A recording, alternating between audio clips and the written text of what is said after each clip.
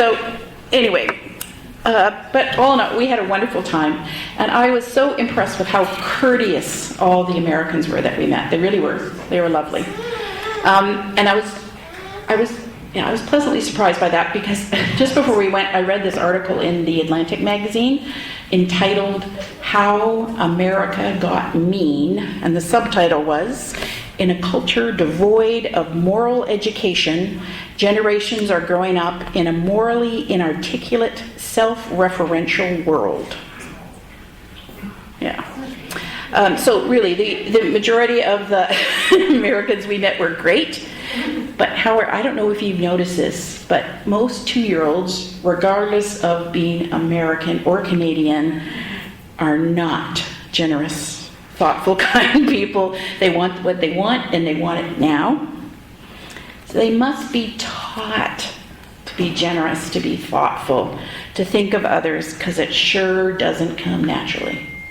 I just turned 62, and it is shocking to me how selfish I still can be.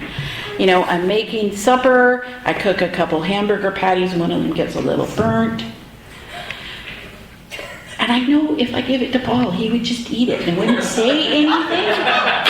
And it's so hard for me to make myself take the burnt one. I think, oh, for goodness sakes. Or, this is even worse, I still have this momentary flash of egotistical satisfaction when I hear that my kids make more money than somebody else's kids. I'm sure none of you ever have things like that, but I do. I keep thinking, come on, you're so old, can't you get over this? Anyway, I mean, I usually am able to wrestle these selfish impulses under control, but I just rather not have them. We had to close up our cat door a little while ago because we found the rats were using it more than the cat. I had a hard time getting the cat wouldn't go through, but the rats figured it out. So anyway, we had to close it up. So that means now every time we live on a farm, we need an outdoor cat to catch all those little miceys. And so every time the cat wants to go in and out, you have to get up and let the cat in or outside.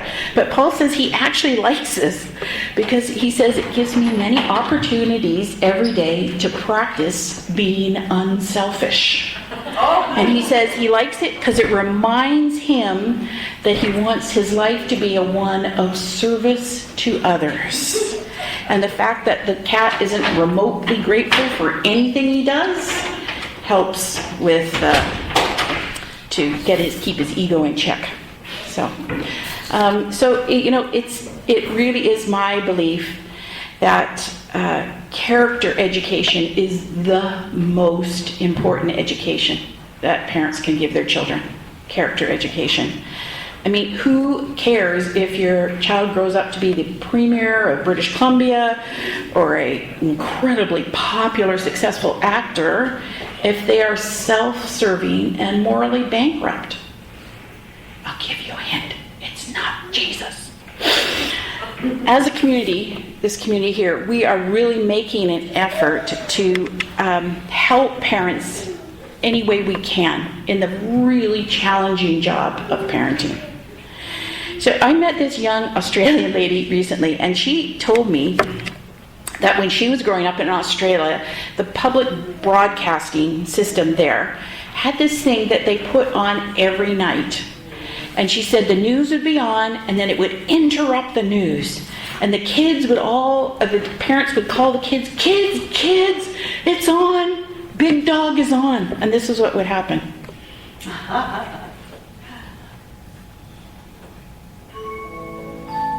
Well, boys and girls, Big Dog's had another exciting day. Perhaps it's time for Big Dog to say goodnight to all his friends and go to bed.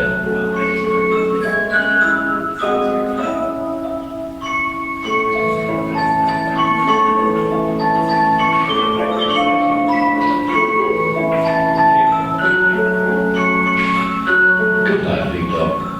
Good night, girls and boys. Sweet dreams.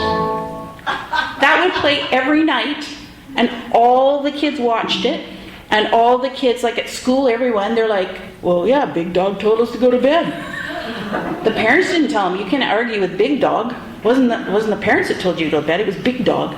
And I just thought, what a cool thing. So parents, if you'd like, we would like to be a metaphorical big dog for you. And so this year, in a small effort to help with that character education, we're choosing a different sort of character theme every month for Sunday school. So this year we picked Perseverance. So anybody know who this guy is? Anybody recognize him? Whoa, that's good. Yes, that's Thomas Edison. And you all know that he perfected the incandescent light bulb. So, I'm sure you've heard the story that he had to try like over 1,000 different materials for a filament to find one that didn't burn out. Does anybody know what filaments are made of these days in incandescent light bulbs? Nice. And what's the gas within the light bulb? Yes, inert. Thank you. That's with the A. Argon. Nicely done. Okay, so I picked Thomas Edison as a model of perseverance for the kids because he's pretty practical and straightforward, and Thomas Edison persevered in difficulty. But for you, for this morning, I picked somebody different. I'll be very impressed if you know who this is. I'll give you some clues. She's an American. Nope. Who had it? Moses? Yeah, Moses or... Doris Day? Yes. No, Dorothy Day. Not Doris Day. Wow, well done. That's impressive. I didn't think anybody would get that. Yeah, that's right. Yeah, exactly. The Catholic worker moment. Thank you. Thank you, Sean. I'm so impressed. Okay, so let me tell you why I like her so much. She insisted that nobody would venerate her. She insisted on that. She did all the stuff and she insisted on that. And actually my cousin, her husband was training to be a Catholic priest before he met her and wanted to marry her. And so for part of his training as a Catholic priest, he went and lived in the slums of Chicago in one of the Dorothy Day houses, a hospitality house. And so he said, I was there one evening and someone came up to Dorothy and just said, Miss Day, I just want to tell you what an honor it is to meet you. I just admire you so much. And he said Dorothy was actually kind of a cranky old lady. And she said, Dorothy replied something like this: don't admire me. If you allow yourself to revere me, you will believe that I am different from you in some way. I am not. If you believe that I am different, you'll think you can't do anything like what I have done. I'm just the same as you. You do what God gives you to do. I'll do what God gives me to do. Isn't that something?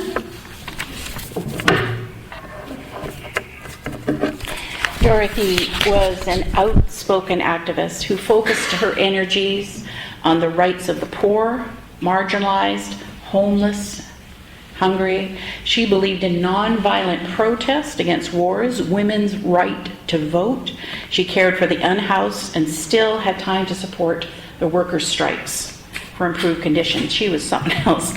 I'll tell you a little bit about her. She was born at the turn of the last century, in 1897. Her family was living in California when the San Francisco earthquake happened in 1906, and 80% of the buildings in the city were destroyed by the earthquake or by fire, and 3,000 people died. And she was only 5 at the time, but she was, that's not right. She would have been 9. Yeah, I just did the math. That's what it said in the thing, but that's wrong. Okay, so anyway, she was 9, and what just affected her for the rest of her life was the way that the people in the community reached out and they all helped one another after the disaster, and that made a huge impression on her. And for the rest of her life, she would think to herself, why can't our communities care for one another like that all the time? Why does that just have to be in the case of a disaster?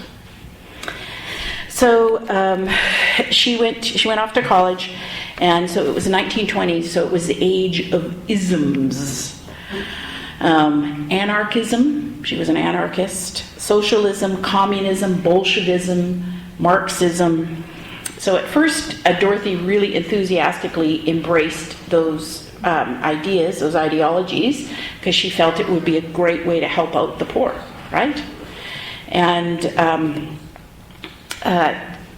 because her own family had always struggled financially, that really left her receptive to all those ideas. And she loved working on the campus newspapers and magazines and things like that and writing articles from them. She was very interested in journalism. But apparently her grades weren't as good as her writing.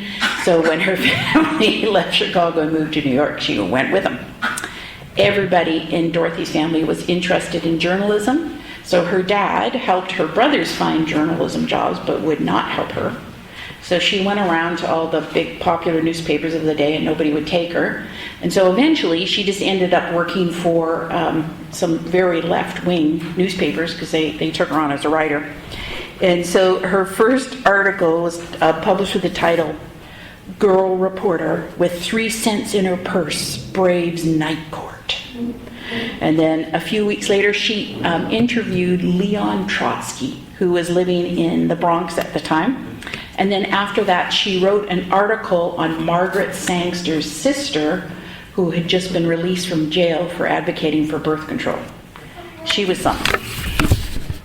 So in between and writing for every radical paper in town, Dorothy palled around with the Marxists, got arrested for picketing at the White House with suffragettes, took a billy club in the ribs for being at this anti-war protest. And apparently Bohemian doesn't begin to describe Dorothy's life during this period. She certainly did not conform to the conventions of the day, such as women shouldn't have sex before they get married. And apparently her drinking was legendary. She could drink most men under the table. It said that the bar that her and her friends favored was alternately called the hellhole or the bucket of blood. In her personal life, Dorothy experienced a lot of heartache. She was involved with this communist writer. She got pregnant. She had an abortion because he asked her to, but then he left her anyway. Then she married this literary promoter guy and traveled around Europe with him, but they broke up within a year. And then around 1924, she began a relationship with this man named Foster Batterham, and he was an anarchist. They never got married, but they did have a baby girl, which they were both delighted about. But after her daughter was born, for reasons that Dorothy didn't really understand, she was really drawn to spirituality and started to seek that out. And so she decided to get her daughter baptized in the Catholic Church. Her parents and her partner were dead set against that. They did not want her to be a part of that or be a Catholic. And I think it's hard for us to understand nowadays that kind of hate just over religious groups that used to exist, 50, 70 years ago. Like my mom told me in the 1950s, she was dating this guy for a while who was a Catholic until her parents told her, "Dear, we'd rather have you marry a heathen than a Catholic." Like that's how much prejudice there was towards Catholics and the like. She did convert to Catholicism, and like it said in the little clip there, her husband or her partner left her. And apparently she pined for him for a long time. He was the great love of her life, and that was really hard for her. When she was 32, Dorothy met this guy named Peter Morin. He was an ex-monk from France, and together they founded the Catholic Worker, which is a newspaper that promoted Catholic teachings and examined social issues. She was its editor from 1933 till her death in 1980. It sold for 1 penny a copy, and apparently, if you want to buy it today, it's still the same price, 1 penny. So in the newspaper, Dorothy advocated the Catholic economic theory of distributism. Has anybody ever heard of that? I hadn't. Anyway, I won't tell you about it today, but it's an interesting idea, isn't it? Like she says, it's an alternate to socialism and to capitalism. So the newspaper became very successful and then birthed the Catholic worker moment that Sean mentioned. And the group followed its religious principles to tackle issues of social justice.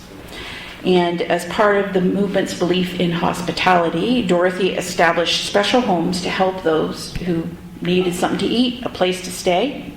And today the Catholic worker has houses in more than 200 places in the United States for those who are struggling. And through Dorothy's guidance in that paper, listen to this, the community took stands against racial segregation, nuclear warhead, the draft, armed conflict around the world, opposed abortion, birth control, and the welfare state. Isn't that an interesting collection of beliefs? I think most people in the United States right now tend to have prepackaged beliefs according to which group, they belong, which political group they belong to. So by the time that she died in 1980, Dorothy Day had become one of the most prominent thinkers of the left and doers of the right. So that is Dorothy Day, and I admire her perseverance in a difficult life tremendously, but I also acknowledge there's no reason why I couldn't serve the marginalized however God calls me to. I want to tell you about a couple other people. Right now, two of my good friends are serving the disadvantaged in a really profound, life-altering way. Both of them are caring for their elderly parents in their homes. They are not having a good time. Their parents require a lot of personal care, and I mean personal. Their parents can barely get around and need help with everything. They do have VHA care aides who are lovely, but the parameters around that make it hard. One of my friends told me that, the care aides can't say they'll come at this time. They say they'll come and give her dad breakfast between 7:30 and 10:30. Okay? But her dad doesn't get up till 9:30. So she's like, so what are they going to do if they come at 8? Just sit there? They're not allowed to do housework. They're not allowed to pick him up if he falls down, which he does all the time. So the VHA offered that they could have a care aide overnight with him because he needs somebody. And then, my friend said, well, could they pick up my dad if he falls down when he gets up to go to the bathroom? And they said, oh no, they'd have to call you. And she's like, well, what's the point of having someone down there if they just have to call me anyway? So, and then I visited my other friend who's caring for her mom, who lives in a suite in their house. And I was there for an hour and a half, and her mom phoned 3 times to get her to come down and help her with something. The phone would ring, and I would see my friend look at the phone, see the phone number, and then go, hi, Mom, how can I help you? It took, I really admired that, because her mom's irritating the snot out of her, and she really has to work at being gracious. I mean, that is perseverance with grace. I did try out that Romans 5 thing on one of them, saying, look how great this would be. In Romans 5 it says, we also glory in our sufferings because we know that suffering produces perseverance, perseverance, character, and character, hope. And she looked at me and said, I'd rather be immature and hopeless and not do this. And I said, yeah, well... there's a bunch of other people in our community who are doing hard things like this. And I just want to say that God sees you, God admires you, and God is on your side. It's a beautiful thing. Even if nobody else sees it, it's a beautiful thing that you're doing. And you'll have a way better character at the end of it. So those are the people I want to tell you about today that persevered in difficult times or who are currently persevering or whatever. God has called them to do it. They're doing what God has called them to do. So how can you know what God's called you to do? So I think for the most part, it's pretty obvious. It's just right in front of you. If your baby has a poopy diaper, change it. Like, for the most part, it's right there. If your parents have a poopy diaper, well, you get the idea. If you know someone in need, help them. You know, we have a lot of unhoused, unhappy people struggling with addictions here in Victoria. So on October the 4th, we set that date, by the way, yep. The church staff is going to go and meet with a gentleman who works at our place. And he's going to show us around. And we're just going to look around and see if there's any way that us, if there's any way that would work for our community to support their community. I don't know what's going to come of it, but I'll give you a report after that time. So I'm going to ask Paul to come up, and he's going to read the longer version of that scripture that we had this morning, which is known to most of you as the Sermon on the Mount. And if you want, while he reads, you can just close your eyes and see if you could hear a whisper of what God might be calling you to persevere in. So, thank you, Paul.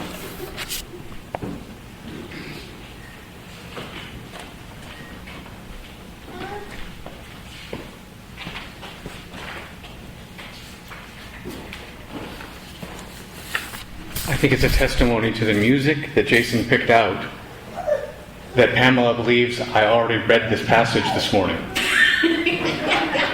Because I forgot to, actually. I was outside. Oh, okay.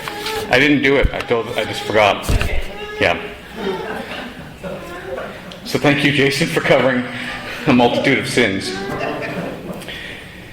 So here, from Jesus, and this is from the Message, from Luke. You are blessed when you've lost it all. God's kingdom is there for the finding. You are blessed when you are ravenously hungry, because then you are ready for the messianic meal. You are blessed when your tears flow freely, for joy comes with the morning. Count yourself blessed every time someone cuts you down or throws you out. Every time someone smears or blackens your name to discredit me. What it means is that the truth is too close for comfort. What it means is that person is uncomfortable. You can be glad when that happens. Skip like a lamb if you like. For even though they don't like it, I do. And all heaven applauds. And know that you are in good company. My preachers and witnesses, they have always been treated like this. But it's trouble ahead for you if you think you have it made. Because what you have now then is all you'll ever get. And it's trouble ahead if you are satisfied with yourself. For yourself will not satisfy you for long. And it's trouble ahead if you think life is all fun and games. For there is suffering to be met. And you are going to meet it. There's trouble ahead when you live only for the approval of others. Saying what flatters them, doing what indulges them. Popularity contests are not truth contests. Look how many scoundrel preachers were approved by your ancestors. Your task is to be true, not popular. So to you who are ready for the truth, I say this: love your enemies. Let your enemies bring out the best in you, not the worst. When someone gives you a hard time, respond with the supple moves of prayer for that person. If someone slaps you in the face, stand there and take it. If someone grabs your shirt, gift wrap your best coat and make a present of that. If someone takes unfair advantage of you, use the occasion to practice the servant life. No more payback. Live generously. Here's a simple rule of thumb for behavior. Ask yourself what you want people to do for you. Then grab the initiative and do it for them. If you only love the lovable, do you really expect a pat on the back? Run-of-the-mill sinners can do that. If you only help those who help you, do you expect a medal?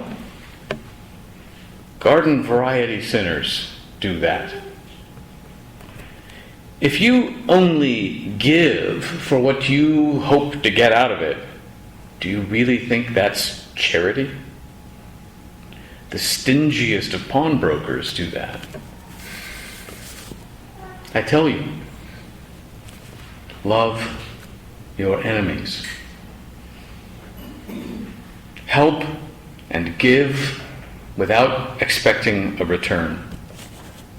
You will never, I promise, never regret it. Live out this God-created identity the same way our God lives toward us.